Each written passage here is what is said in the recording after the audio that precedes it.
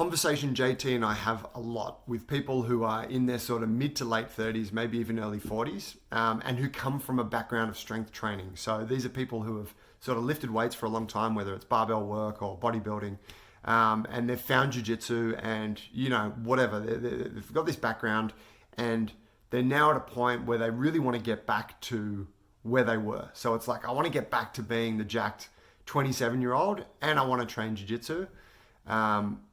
There's a couple of really important things that we've got to think about here. So the first thing is that you are not what you were, right? So your body has changed. I'm not saying it gets worse or it gets better. It just changes, right? So in terms of your recovery, in terms of your ability to operate on fuck all sleep, in terms of your ability to extract a reasonable amount of nutrition from terrible foods, those things, maybe you don't have those freedoms anymore. So that's the first part we've got to acknowledge. The second part is that you've got all this other shit going on in your life. So you're usually working a lot more. Maybe you've got your own business. You might have kids. You might have a partner.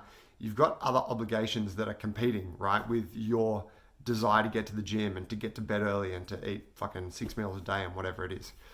So the problem is that this mindset of I need to get back to training 5 days a week on the barbell, and I want to train 3 or 5 days a week of jiu-jitsu as well, and I'll be the jacked 25-year-old that I was at 35 or 45.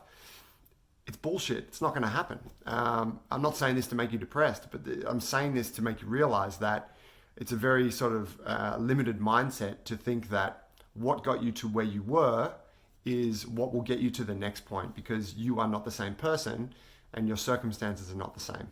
So this is a really recurring thing amongst people who come from that strength background where training is a huge part of their life.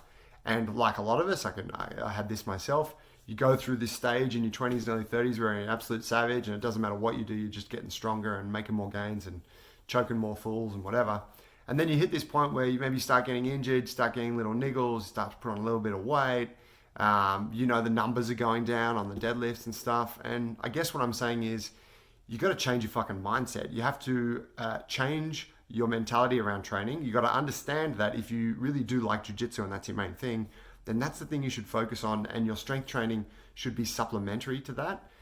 This is really why our program's built around 2 to 3 days of strength training a week, because in reality, most people don't have the time to go to the gym 5 nights a week. And so if you're kind of trying to squeeze this sort of square peg into a round hole and you're like, I got to get in, I got to do my 5x5, I've got to do my fucking 5-3-1 or German volume training, whatever the fuck. You got to try and snap out of that, because I'm not saying that you can't be more jacked than you were at 25. I'm not saying you can't be leaner than you were at 25.